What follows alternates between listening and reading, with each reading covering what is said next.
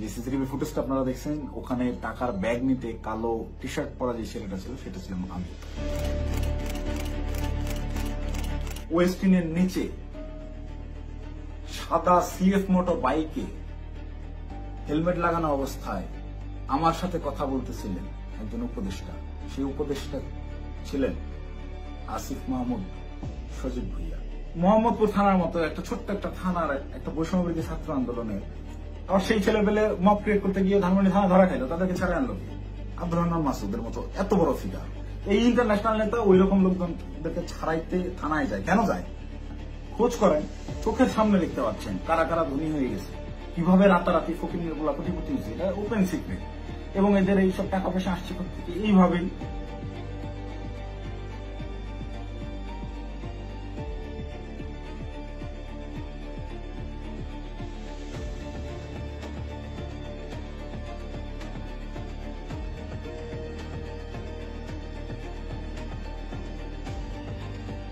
আসসালামু আলাইকুম, আমি জানে আলম অপু। সম্প্রতি গুলশানে বরিশালের এই যে নারী এমপির বাসায় চাঁদাবাজির যে ঘটনার ভিডিও ফুটেজ ভাইরাল হয়েছে, যে সিসিটিভি ফুটেজটা আপনারা দেখছেন, ওখানে টাকার ব্যাগ নিতে কালো টি শার্ট পরা যে ছেলেটা ছিল সেটা ছিলাম আমি। আপনারা এই একটি সিসিটিভি ফুটেজের মাধ্যমেই দেখেছেন যে বৈষম্যবিরোধী ছাত্র আন্দোলনের সমন্বয়করা চাঁদাবাজিতে জড়িত। আপনাদের যে সমন্বয়করা গত বছর আন্দোলনে আপনাদের কাছে মহানায়ক ছিল, তারা হয়ে গেল চাঁদাবাজ। কিন্তু আমার কিছু প্রশ্ন আছে। আপনারা কি জানেন যে এই যে টাকা নেওয়ার যে ফুটেজটা, এটা সকাল 9টা থেকে 10টার ভিতরকার সময়ের মধ্যে, তার ঠিক কয়েক ঘন্টা আগে ভোর 5টার সময় ওই জোনের ডিসি ওসি সবাইকে অবগত করে একদম অফিসিয়াল প্রসেসে আইনিভাবে আইন শৃঙ্খলা বাহিনী অর্থাৎ পুলিশ বাহিনীকে সাথে করে নিয়ে স্বামীর সেই বাসায় আমরা অভিযান চালাই।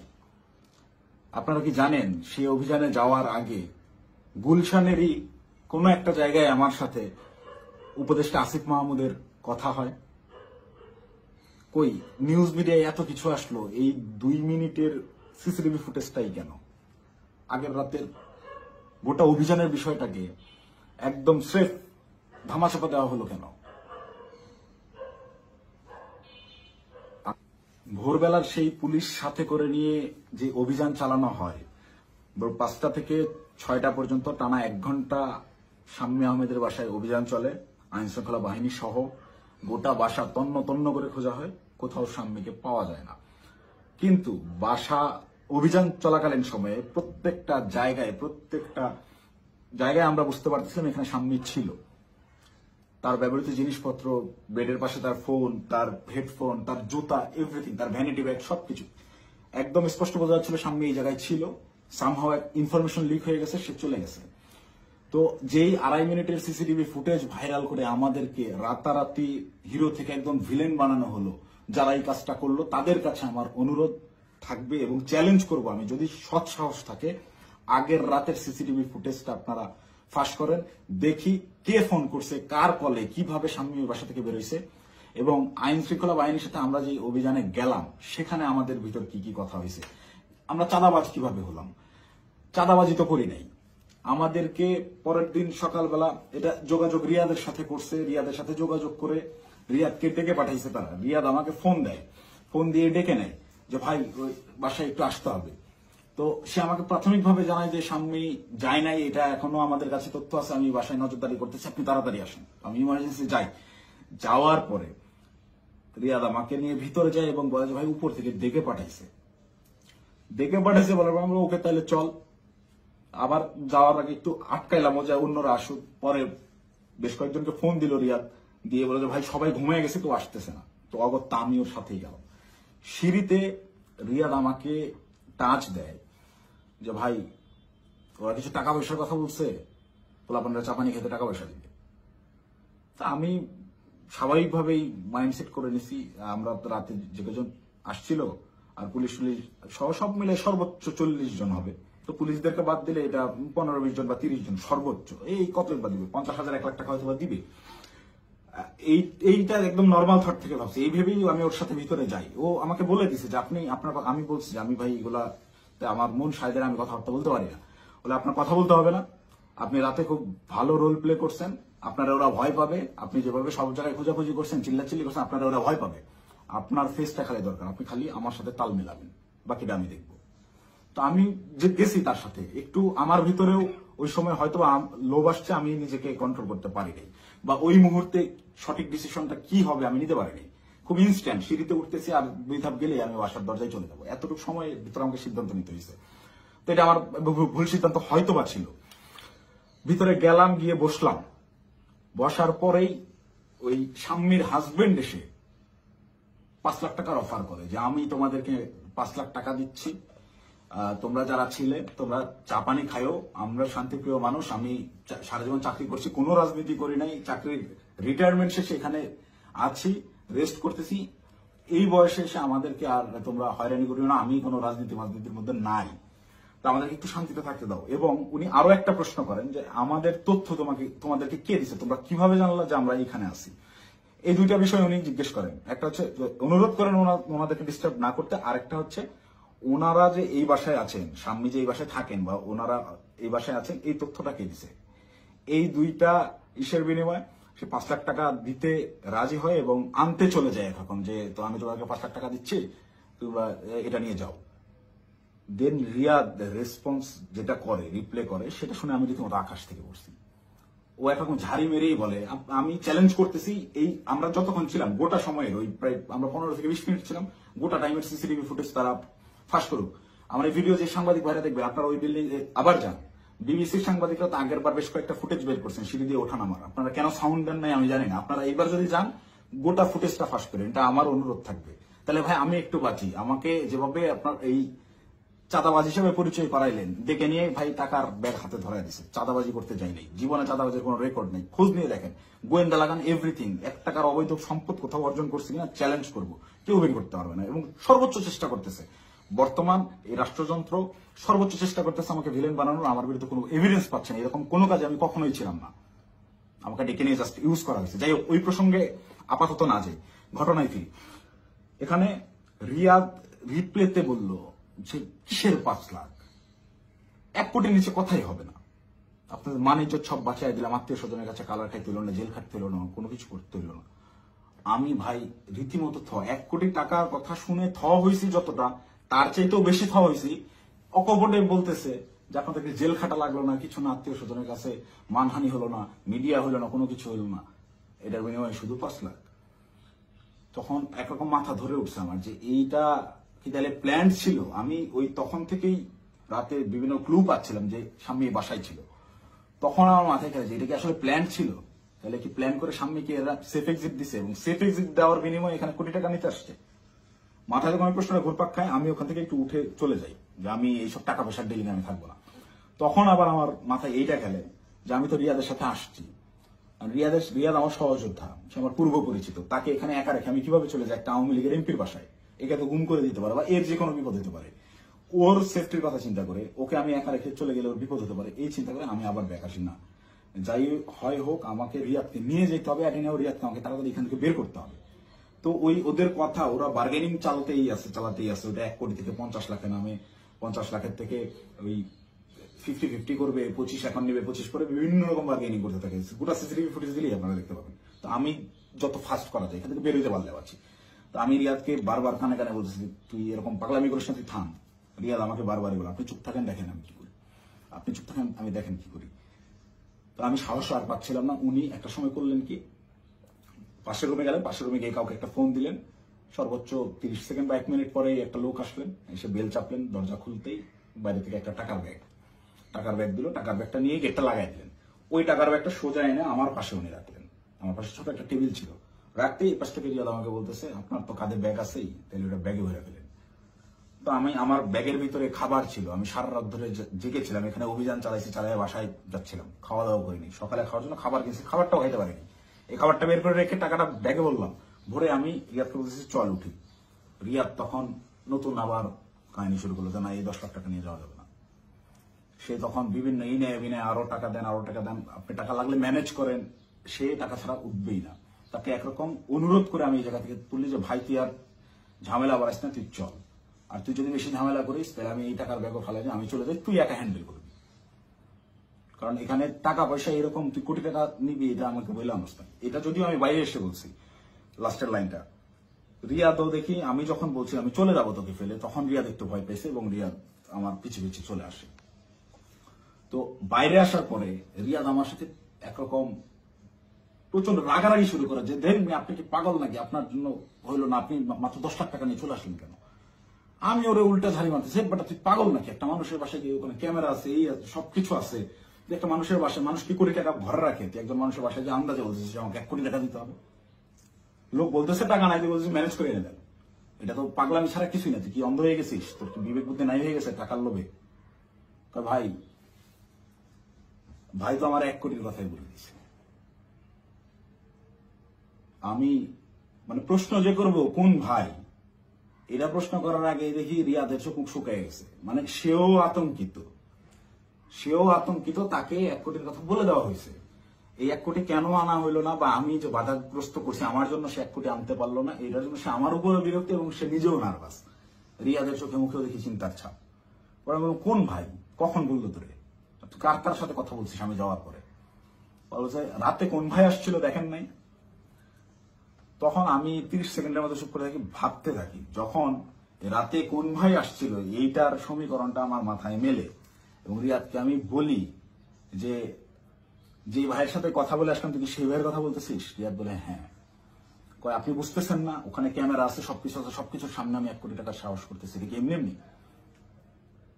তখন আমার কাছে একটু হলেও বিশ্বাসযোগ্য মনে হচ্ছে না আসলে এইটুকু একটা ছেলে ও 1 কোটি টাকা চেয়ে ফেলছে, ক্যামেরা আছে, এটা জেনে সহ ও জানে। কিন্তু এই বাসায় আমরা 3-4 ঘন্টা আগেও পুলিশ সহ অভিযান চালাই গেছি, বাসার কোথায় কি আছে সব জানা। ও খুব ভালো মতো জানে এখানে সিসিটিভি ক্যামেরা আছে, সব রেকর্ড হচ্ছে। তারপর ও বিন্দু পরিমাণ ভয় ছাড়া ও অকপটে 1 কোটি টাকা চেয়ে ফেলছে। তাহলে অবশ্যই ওর কথার কিছুটা হলেও সত্যতা আছে, ওর পেছনে ওই রকম ব্যাকআপ আছে।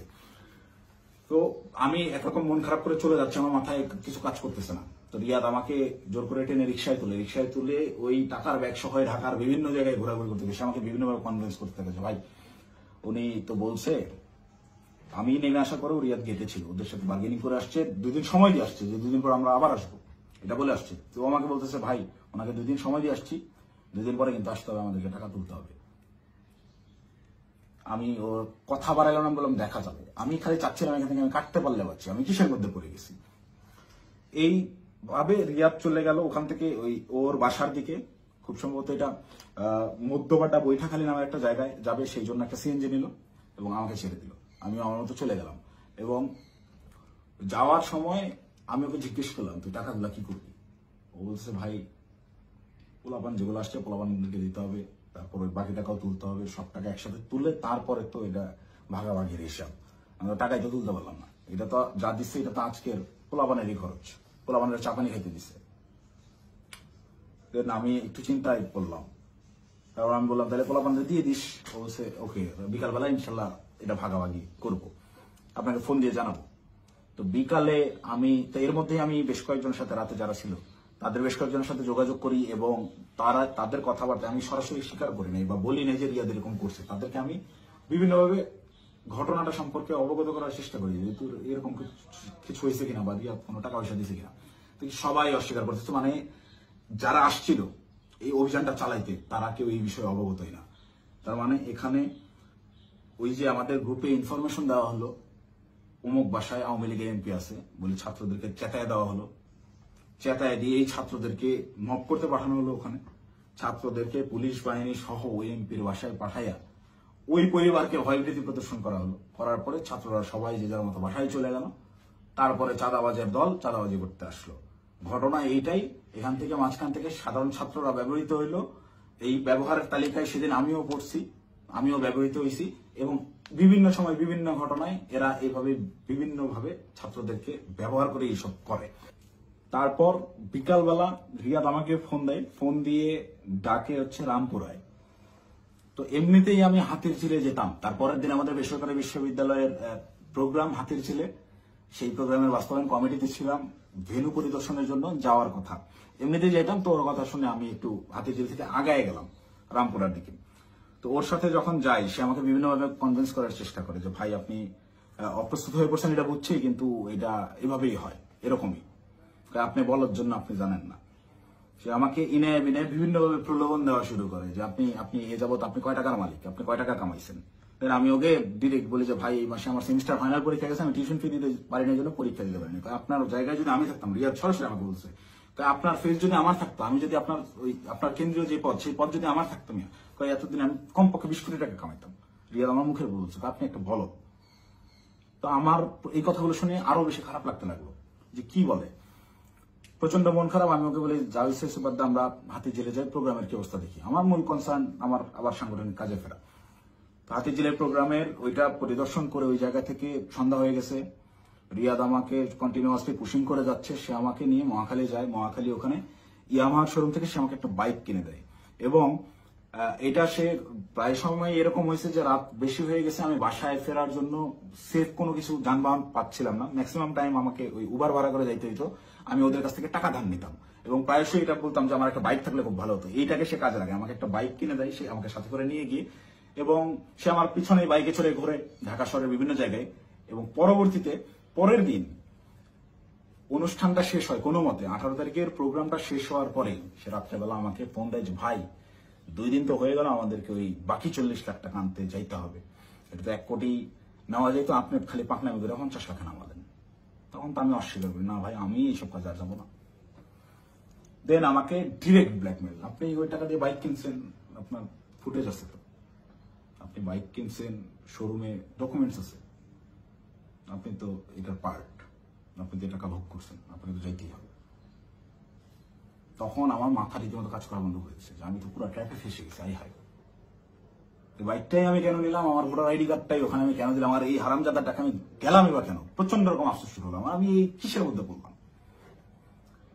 এরকম ভাবতে হবে। সারা রাত আমার ঘুম হয়নি। আমার ফেসবুকে গেলে এখনো ওই দিন আমার দেওয়া যে স্ট্যাটাসটা, আমি প্রচন্ড মেন্টাল ট্রমায় আছি। তার আগের রাত সারা রাত ধরে গত বছর জুলাইয়ের সেই আন্দোলনের স্মৃতিগুলা, এই আমার ভাইদের রক্তাক্ত সেই দেহগুলা, এই গুলি চালানোর দৃশ্যগুলো সবকিছু আমার চোখের সামনে ভাসতে থাকে। আমার ভাই সারা রাত ঘুমায় নাই যে কি করলাম, কি হচ্ছে, কি এটা কি।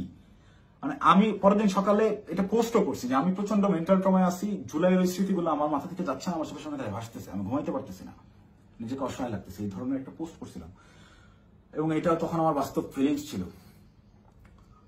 আর উপরে এর আবার রিয়াদের ফোন আসেই, কখন বেরোবেন, কখন আসতেছেন, এই এরকম করতে করতে সন্ধ্যাবেলা আমি বাংলা মোটর অফিসে গেলাম। সেখানে একটা প্রেস ব্রিফিং করা হয় 18 তারিখের প্রোগ্রামে, বেশ কিছু প্রবলেম ছিল সেগুলো নিয়ে। প্রেস ব্রিফিং শেষে রিয়াদ আমাকে বলে উপরে ওয়াটারফল রেস্টুরেন্টে গিয়ে আপনি বসেন, আপনার সাথে কথা আছে। আমি ওয়াটারফল রেস্টুরেন্টে গিয়ে বসি। রিয়াদ সমস্ত ছেলেপেলেকে নিচে নিয়ে গিয়ে চা খাওয়াইয়ে পাঠিয়ে দিছে।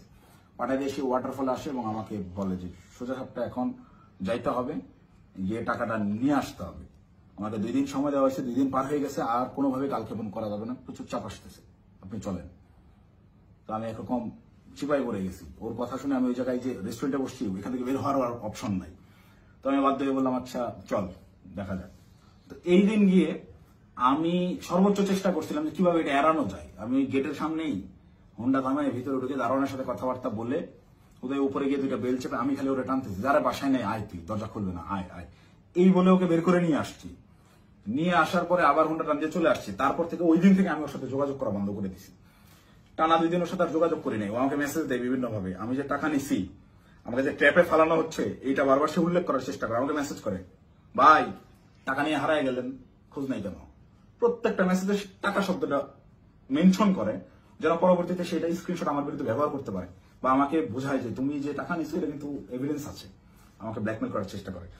তো আমি রিয়াদের মেসেজ রেসপন্স করা অফ করে দিলাম একটা সময়।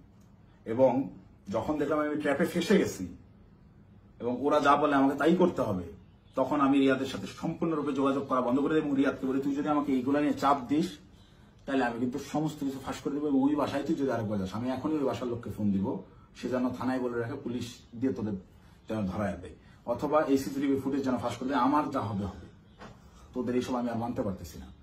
দেন রিয়াদও ভয় পেয়ে যায়, একরকম ও আমাকে থ্রেট মনে করা শুরু করে। ও দেখে রিয়াদ আর ভয় আমার সাথে যোগাযোগ করতেছে না। এবং সর্বশেষ যে ঘটনাটা ঘটে, রিয়াদ যেদিন ধরা খায় সেই দিন সে আমাকে না জানায় গেছে, সে আমাকে থ্রেট মনে করা শুরু করে এবং এইটা সে তার উপর লেভেলের যে ভাইরা আছে, যে ভাইরা তাকে নিয়ন্ত্রণ করে, সেই ভাইদেরকে সে জানায় যে অপু এটা পজিটিভলি নেয় নাই, প্রচুর সমস্যা করতেছে। আর আসলে পজিটিভলি নেওয়ার মতো না, এই এক্সপিরিয়েন্স আমার লাইফে ফার্স্ট টাইম। তো রিয়াদ ওই দিন যে গেল আমাকে সম্পূর্ণরূপে না জানায়, এবং আমার কোনো আগ্রহ ছিল না, আমি ওইটাতে যাইও নাই, এবং আমি যাব না জন্যই, ওদের এই ট্র্যাপে আমি আর ইউজ হব না জন্য প্রচন্ড রাগে ক্ষোভে আমি একরকম ওই ফোন টোন সব অফ করে একটু সাইলেন্ট হয়ে যাই, যে আমাকে যেন না পায়। আমার ভালোই লাগতেছে না, আমার বিবেকের তাড়নায় আমার মন চাচ্ছিল আত্মহত্যা করি। মানে আমার কিছু করার নাই, ওরা ব্ল্যাকমেল করা শুরু করছে, আপনি হুন্ডা কিনছেন, এই করছেন সেই করছেন। রিয়াদ যেদিন অ্যারেস্ট হয়েছে, অ্যারেস্ট হয়ে প্রথমে থানায় গিয়ে প্রথম স্টেটমেন্টই এটা দিছে যে এই জায়গায় চাঁদাবাজি জানে আলম অপু করছে, টাকা জানে আলম অপু নিচ্ছে, সেই টাকা দিয়ে সে বাইক কিনছে। মানে এইটা পূর্ব থেকেই ওকে শেখানো স্টেটমেন্ট। টাকা নিলি 10 লাখ, থানায় গিয়ে সাংবাদিকদের সামনে বলতেছে যে এরা 5 লাখ টাকা দিচ্ছে, 5 লাখ টাকায় জানা আলম অপু নিচ্ছে, নিয়ে 3 লাখ টাকা দিয়ে বাইক কিনছে, বাকি টাকা ওর ওয়াইফের চিকিৎসায় খরচ করছে। মুখস্থ বয়ান বলে দিবি, তুই কি জানোস আমার ওয়াইফ অসুস্থ কিনা? আন্দাজে একটা কথা যে বলে দিল। আমার ওয়াইফের গত 6 মাসে ওইরকম মেজর কোনো অসুস্থতা আসে নাই যে যার জন্য মেডিকেলে টাকা দিতে হবে। যাই হোক, রিয়াদ অ্যারেস্ট হয়ে থানায় গিয়ে যখন প্রথম স্টেটমেন্টটাই আমার বিরুদ্ধে দিল, এবং ওই জিনিসগুলো যখন আমি দেখলাম যে আমার সিসিটিভি ফুটেজ ভাইরাল করা হয়েছে, এবং রিয়াদ রিমান্ডে তো গেল পরে, আমি রিমান্ডে যাওয়ার পরে স্টেটমেন্ট দিলেও আমি বলতে পারতাম যে সে নির্যাতনের ঠেলায় হয়তোবা নিজে বাঁচার জন্য দোষ আমার উপর পার করেছে। তা না, সে অ্যারেস্ট হয়ে থানায় গিয়ে প্রথম স্টেটমেন্টই দিচ্ছে আমার বিরুদ্ধে যে এইগুলো সব জানালো মুখো করছে। এটা তার শেখানো বলে ছিল, তার উদ্দেশ্য ছিল আমাকে কর দেওয়া। এবং এখন পর্যন্ত রিয়াদের বিষয়টাকে ইচ্ছাকৃতভাবে মিডিয়া ট্রায়ালে রাখা হয়েছে, যতক্ষণ পর্যন্ত আমাকে না ধরতে পারবে, এই সমস্ত দোষ আমার উপরে না চাপাইতে পারবে, ততক্ষণ পর্যন্ত এরা থামাবে না। এরা আমি বাইরে থাকার থ্রেট মনে করতেছে। আমি আসতেছি, যে কোনো সময় আমি অ্যারেস্ট হয়ে যেতে পারি, আমাকে ওই হাসিনার মতো গুম করা হবে। হাসিনা যেভাবে নিয়ে আয়না ঘরে রাখতো মানুষজনকে, কেউ জানতো না, বলতো সে নিজে একা একা হারায় গেছে। আমাকে বলতো যে সে চাঁদাবাজি করছে, করে এখন গা ঢাকা দিচ্ছে, কোথায় না কোথায় গিয়ে আছে। তো আমি জানি না আমার আসলে কি অপেক্ষা করতেছে, তবে আমি মহান আল্লাহ তাআলার কাছে শুকরিয়া জ্ঞাপন করতেছি। হয়তোবা জীবনে কোনো একটা ভালো কাজ করছিলাম, যার বিনিময়ে আল্লাহ তাআলা আমাকে ওই দিন ওই জায়গাটায় নেওয়া থেকে বিরত রাখছিলেন।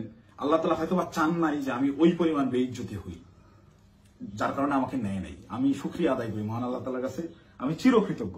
যাই হোক, এখন আমি যে কোনো সময় আমাকে আপনারা জেলখানায় দেখতে পারেন, আমার লাশ আপনারা নদীতে ভাসতে দেখতে পারেন, অথবা হঠাৎ করে একদিন টেলিভিশন খুলে দেখবেন যে আমি ওই বসে আছি, আমার সামনে প্রচুর টাকা পয়সা, মদ, তারপর হচ্ছে অস্ত্র দিয়ে আমাকে দেখানো হচ্ছে আমি ঢাকা শহরের সবচেয়ে বড় মাফিয়া ছিলাম, গ্যাংস্টার ছিলাম, আমাকে অ্যারেস্ট করা হয়েছে। এরকম যে কোনো নাটকই সাজানো হইতেই পারে।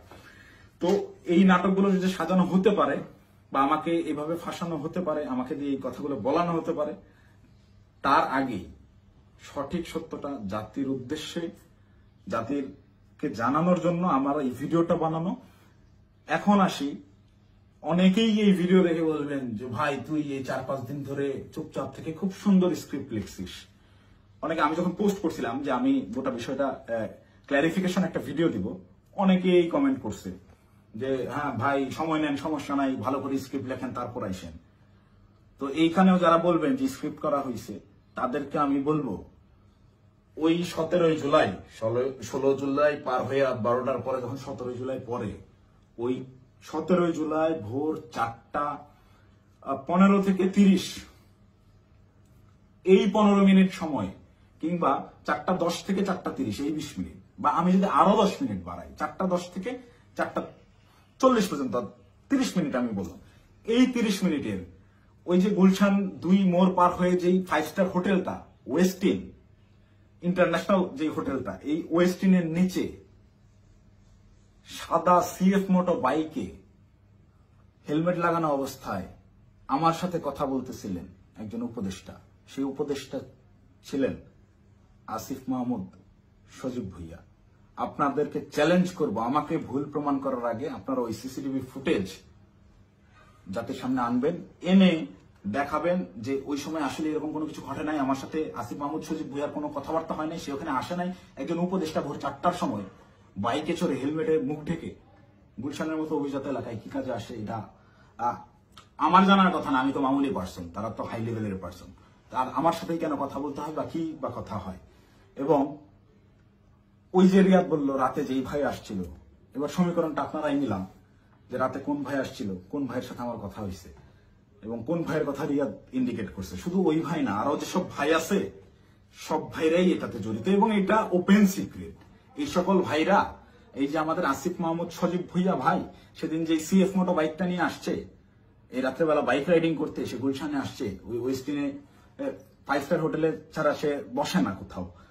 সে ওই গত বছর জুলাইতেও 50,000 60,000 টাকা দামের সেকেন্ড হ্যান্ড একটা স্কুটি চালাইতো, এখন সে সিএফ মোটো চালায়। যাই হোক, এটা চোখের সামনে আপনাদের কে কি করছে, আঙ্গুল ফুলে কলা গাছ কিভাবে হয়েছে, যে সকল ছেলেপেলেরা ওই হলে থাকতে পারতো না ছাত্রলীগের যন্ত্রণায়, বাইরে বাসা ভাড়া নিয়ে থাকবে, বাসা ভাড়ার টাকা থাকতো না, বিভিন্ন রাজনৈতিক নেতাদের কাছ থেকে টাকা ধান নিয়ে থাকতে হইতো, ডোনেশনে যাদের ম্যাচ ভরা চলছে তারা এখন ডুপ্লেক্স বাড়িতে থাকে, নিজস্ব গাড়িতে চলাফেরা করে।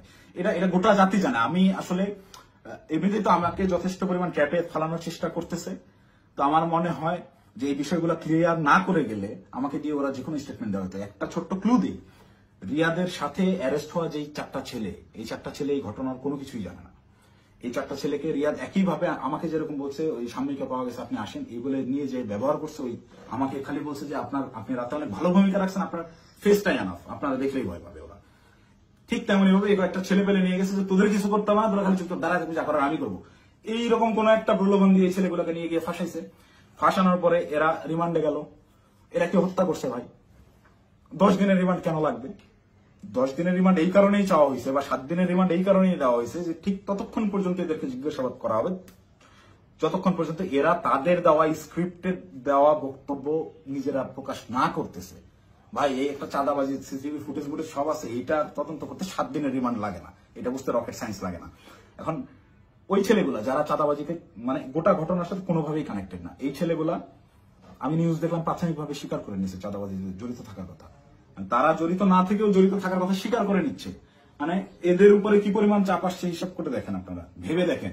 তো আমার মাথায় এইটাই ঘুরতেছে যে আমাকে ধরার পরে আমাকে কি পরিমাণ চাপ প্রয়োগ করবে, আমাকে কি না কি বলাবে। তো এইসব কি না কি বলা ওদের ওইসব প্যাচের মধ্যে আমি আর নাই।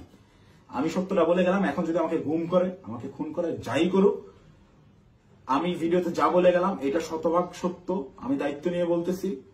আমি আপনারা অনেকেই আমার পরিচিত মানুষজনদের ভিতরে অনেকেই ভিডিওটা দেখবেন যারা আমার সহযোদ্ধা, যারা আমার সাথে এতদিন চলাফেরা করছেন এবং যারা আমার সম্পর্কে জানেন, যারা আমার শুভাকাঙ্ক্ষী, তারা অবশ্যই এই কথাগুলো বিশ্বাস করবেন। তারা জানেন আমি ওই রকম দুর্নীতির সাথে যুক্ত হতেই পারি না এবং আমাকে তারাও ইউজ করে সুবিধা করতে পারে নাই। সুবিধা করতে পারে নাই জন্যই আমাকে আটকে দেওয়ার এত চেষ্টা। তো আমি যদি গুম হয়ে যাই, খুন হয়ে যাই, নিখোঁজ হয়ে যাই, যাই হোক, আমাকে যাই করুক, আপনারা দয়া করে এই সত্যটা জেনে রাখবেন, এইটাই প্রচার করবেন। অপু চাঁদাবাজ ছিল না এবং জুলাইকে বিক্রি করে চাঁদাবাজি যারা করতেছে, যারা ধনী হয়েছে, ফকিরের পোলারা কোটিপতি হয়েছে, তাদের বিরুদ্ধে আওয়াজ তুলতে গিয়ে অপু নিজেই চাঁদাবাজ হয়ে গেছে, ষড়যন্ত্রের শিকার হয়ে। ভাই আমি যদি চাঁদাবাজি করতাম, ভাই এই 1 মাস আগে আমার ইউনিভার্সিটিতে আমার সেমিস্টার ফাইনাল পরীক্ষা গেল, মাত্র 60 থেকে 70,000 টাকার মতো আমার ডিউ ছিল। এই 60-70,000 টাকা আমি দিতে পারিনি, এই জন্য পরীক্ষা দিতে পারিনি। আমি এনসিপির পদযাত্রায় গেলাম 5 তারিখে পদযাত্রা আমার জেলায় ছিল, আমি 4 তারিখে গেছি। আত্মীয় স্বজন, বাসার ফ্যামিলি মেম্বার সবাই জানে যে আমি আমার জেলায় সমাবেশ, এই কারণে আমি পরীক্ষা দিচ্ছি না। আসলে আমি টাকার অভাবে পরীক্ষা দিইনি। আপনার ইউনিভার্সিটিতে খোঁজ নিয়ে দেখেন, আমার পোর্টালে গিয়ে দেখেন আমার ডিউ কত টাকা। আমি রেজিস্ট্রার স্যারকে মেইল করছিলাম যে স্যার আমাকে পরীক্ষা দেওয়ার পারমিশন দেওয়া যায় কিনা, তারা আমাকে পরীক্ষা দেওয়ার পারমিশন দেয় নাই ডিউ রেখে। আমি এনসিপির সমাবেশে যাই 4 তারিখ, আমার বউয়ের কাছ থেকে 4,000 টাকা ধার নিয়ে যাই এবং ওই টাকা শেষ হওয়ার পরে আরেক ফ্রেন্ডের কাছ থেকে 2,000 টাকা ধার আনি। এভাবে ধার দেনা করে চলা লোক আমি। আমি যদি চাঁদাবাজি করতাম, ওদের মতো কোটি কোটি টাকার মালিকই হইতাম, ওদের সাথে লিয়াজু করে এইসব করতাম, আমাকে এত কষ্ট দিন যাপন করতে হইতো না। তো আমাকে চাঁদাবাজের যে নাটক করে আমাকে চাঁদাবাজ বানায় ভিলেন বানানো হইলো, আপনার এদের জন্য, এদের সাথে থেকে জুলাই এইরকম সংগ্রাম করছি, মানে আমার মাথায় খেলে না। আমি জুলাইতে, আপনারা যারা আমাকে আগে থেকে চেনেন তারা দেখছেন কিভাবে আমি একদম মুমূর্ষ অবস্থায় হাসপাতালে 13 দিন 14 দিন পড়েছিলাম। 30% 40% রিকভার করছি। অর্ধেক অসুস্থ অবস্থায় হাসপাতালের বেড থেকে চিকিৎসাধীন অবস্থায় আমি উঠে গিয়ে আবার আন্দোলনে যোগ দিয়েছি। আমার মন মানতেছিল না, আমার বিবেক কোনোভাবেই থামতেছিল না, আমার মস্তিষ্ক ওই মাঠেই পড়েছিল না, আমার ভাইদেরকে হত্যা করতেছে, এটা আমি মানতে পারবো না। তো একইভাবে এই চাঁদাবাজের ঘটনায় যেভাবে আমি ফেসে গেলাম, আমার মাথায় এটাই ঘুরছে না, এটাতে আর সায় দেওয়া যায় না, এটা আমি সায় দিতে পারবো না। সেদিন থেকেই আমি বিরূপ আচরণ শুরু করি, এইসব চিন্তা ভাবনা আমার মাথায় ঘুরতে থাকে। আমি ওই জুলাই যে সংগ্রাম আপনাদের জন্য করছিলাম সেই সংগ্রাম সবসময় জারি রাখবো। আমি কখনো চাঁদাবাজি করি নাই ভাই, ওইটা আমার রক্তে নাই। আমার মায়ের ফোন গত 8 দিন ধরে আমি ধরার সাহস করি না, আমার মামাকে কন্টিনিউয়াসলি ফোন দিয়ে যাচ্ছে। আমার আম্মা আমাকে ওই শিক্ষা দেয় না, আমার বাবা আমাকে ওই শিক্ষা দেয় না। আমি মার ফোন ধরে যে হ্যালো বলবো, এই হ্যালো বলার সাহস আমি করতে পারিনি এখন পর্যন্ত। আম্মুকে আমি হ্যালো বলার পরে উত্তরটা কি দিব? আমাকে আপনারা চাঁদাবাজ বানায় দিলেন ভাই। আমার মাথায় গেল, আমার ওয়াইফ আমাকে ফোন দিয়ে বলতেছে যে আমার হাজবেন্ড চাঁদাবাজি করে, এটা আমাকে দেখতে হইলো, এটা দেখার আমি আত্মহত্যা কেন করলাম না, আমার মৃত্যু কেন হলো না? তুমি দয়া করে এই মুখটা তোমার আমাকে আর দেখাইলাম। আমি আমার ওয়াইফের ফোন এখন পর্যন্ত আর ধরার সাহস করি না, ওই যে ফোনটা কাটছি। মানে আমার জীবনটাকে এইভাবে কি, যেই লোকজন আমাকে নিয়ে গর্ব করতো, আমার যেসব আত্মীয় স্বজন ভাই ব্রাদার যারাই ছিল, যারা গর্ব করতো আমাকে দিয়ে, তারা দেখে আমাকে নিয়ে উল্টাপাল্টা লিখছে ফেসবুকে। যে সকল লোকজন বিভিন্ন রকম কাগজপত্র, অমুকের মামা, তমুকের খালা, অমুকের বউ, এরে ট্রান্সফার, ওরে প্রমোশন, আমার বাসায় কমপক্ষে 100 জন বিশেষ ক্যাডারের সিভি বইরা আছে, যারা আমার পিছিয়ে পিছিয়ে ঘুরছে, এই কাজ করে দেবো, ওই কাজ করে দেবো, এইসব লোকজন কোটি কোটি টাকার অফার, এগুলো কাজ আমি করি নাই জীবনে, করে সচিবালয় গিয়ে তদবির করি নাই। এদের কোনো প্রবলেম না, আমার এগুলো আমি বলে রেখে যান, দেখা যাবে হোয়াটসঅ্যাপে মেসেজ, ভাই দেখতেছি, পরের দিন থেকে আমি ইগনোর করি রীতিমতো। আমাকে কোনো প্রলোভনে এরা কেউই ফেলতে পারেনি। কিন্তু আপনাকে ভাষা মানে চাঁদাবাজ আপনাকে বানাবে কেন? চাঁদাবাজ বানাবে কেন? এই যে আমাকে ঘটনাটাই সিস্টেমেটিক্যালি রিয়াদ আমাকে ইনভলভ করে ফেললো। রিয়াদ তো আর জানতো না যে আমি এইভাবে রিয়াক্ট করে ফেলবো। রিয়াদ এটা কন্টিনিউয়াসলি করে,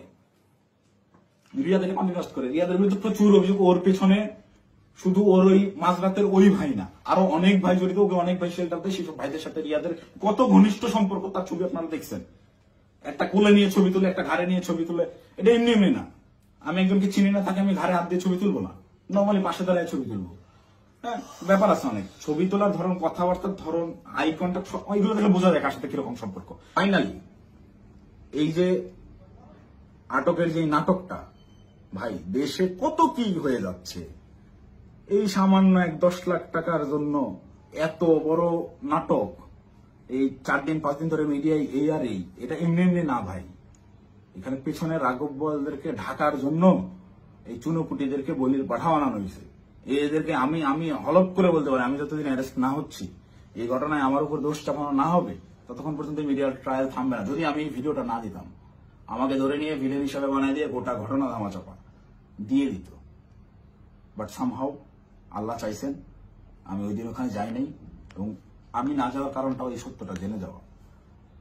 আমি যখন এই সত্যটা জানছি, তখন থেকেই আমার বিবেকের তাড়নায় আমি একরকম আমার মাথা পাগল হয়ে গেছিল। একবার আমার আত্মহত্যার সিদ্ধান্ত নিচ্ছিলাম, একবার কি করবো ভেবে পাচ্ছিলাম যে আমি কোথায় এসে পড়লাম। এখন এরা আমাদেরকে দিয়ে, এরা আমাদের ছাত্রদেরকে ইউজ করে এইভাবে মব ক্রিয়েট করে চাঁদাবাজি করতেছে। আরে ভাই, এই ছাত্রদের রক্তের উপরে যারা এরা উপদেষ্টা হয়েছে, মানে নর্মাল থিঙ্কিং করেন। আপনি যখন এটা ভাববেন, আপনি ওই দিনগুলো যখন স্মরণ করবেন, আপনার চোখের সামনে একজন গুলি গেছে, রাস্তায় রক্ত পড়ে আছে, রক্তটা আপনার চোখের সামনে ভাসতেছে। এই রক্তের উপরে দাঁড়িয়ে থাকা একজন লোক যখন এই রক্ত যারা ঝরাইছে সেই সকল ছাত্রদেরকেই আবারও ইউজ করে স্বার্থ হাসিল করতেছে। আমি তো মিথ্যা কথা বলতেছি না, খোঁজ করেন, চোখের সামনে দেখতে পাচ্ছেন কারা কারা ধনী হয়ে গেছে, কিভাবে রাতারাতি ফকির বলা কোটিপতি হয়েছে, এটা ওপেন সিক্রেট। এবং এদের এইসব টাকা পয়সা আসছে থেকে এইভাবেই প্রত্যেকটা গ্রুপ। এই যে মোহাম্মদপুর থানায় আহ্বায়কে গ্রেফতার হইল, মোহাম্মদপুর থানার মতো একটা ছোট্ট একটা থানার একটা বৈষম্যবিরোধী ছাত্র আন্দোলনের আহ্বায়ক, যে ভোলা থেকে উঠে আসছে একটা ছেলে, সবাই মাত্র পলিটেকনিক পাশ করে আসছে, অনার্সে ভর্তি হয়েছে, বিএসসি করতে ভর্তি হয়েছে। এই ছেলে ঢাকা ইউনিভার্সিটিতে পড়ুয়া স্টুডেন্টের কাছে 1 কোটি টাকা চাঁদা চাচ্ছে। আর সেই ছেলে পেলে মব ক্রিয়েট করতে গিয়ে ধানমন্ডি থানা ধরা খাইলো, তাদেরকে ছাড়াই আনলো গিয়ে। আব্দুল রহমান মাসুদের মতো এত বড় ফিগার। আব্দুল রহমান মাসুদ তো এখন ইন্টারন্যাশনাল নেতা হয়ে গেছে। সে একটা সেদিন একটু ইসে দেখলাম, সে বলছে আমাকে দেশের সবাই চিনে, ইন্টারন্যাশনাল নেতারাও চিনে, সে ইন্টারন্যাশনাল নেতা হয়ে গেছে। এই ইন্টারন্যাশনাল নেতা ওই রকম লোকজনদেরকে ছাড়াইতে থানায় যায় কেন যায়? ওই রাব্বি নাম ছিল ছেলেটার, মোহাম্মদপুরের রাব্বি, ওই রাব্বি যদি কট খায় ওই জায়গায়, আব্দুল রহমান মাসুদের নামটা ফ্ল্যাশ হয়ে যায়। আব্দুল রহমান মাসুদকে, ওই রাব্বিকে সেভ করতেই হবে, কিচ্ছু করার নাই। সে মিডিয়ার সামনে ওই জায়গায় তোপের মুখে পড়ছে হান্নান মাসুদ, তাও রাব্বিকে ছেড়ে আসে নাই, পুলিশের সাথে নেগোসিয়েশন করে নিয়েই আসছে রাব্বিকে তারা ছাড়বে না। কিন্তু এই ঘটনাটাই আমি তো ধরা ছোঁয়ার বাইরে ছিলাম। রিয়াদকে তারা সেট দিলেও আমি তো বাইরে ছিলাম, যে কোনো মুহূর্তে ফাঁস করতে পারি। এই ভয়ের জায়গা থেকে রিয়াদকেও আর বাঁচায় নাই, যে দুইটাকেই আটকে দিতে হবে। আমাকে ধরার জন্য সর্বোচ্চ চেষ্টা করতেছে। আমি কতক্ষণ বাইরে থাকবো, কতক্ষণ টিকে থাকবো আমি জানি না। যে কোনো সময় আমার যে কোনো কিছু হয়ে যেতে পারে। তো আমি গোটা জাতির কাছে সত্যটা বলে গেলাম, এবং সেই দিন সিদ্ধান্তহীনতায় হোক কিংবা লোভের বশবর্তী হয়ে হোক, আমি যে ভুল কাজটা করে ফেলছি, রিয়াদের প্ররোচনায় করে ওই জায়গায় বাসায় ওনাদের দেওয়া ওই টাকাটা হাতে নিয়েছি, এইটার জন্য আমি গোটা দেশবাসীর কাছে ক্ষমা প্রার্থী, এবং আমি আমার দোষ স্বীকার করে নিচ্ছি। এবং আমি প্রচলিত আইন অনুযায়ী, যেহেতু আমার নামে মামলা হয়েছে, আমি বিচার ফেস করতে রাজি আছি।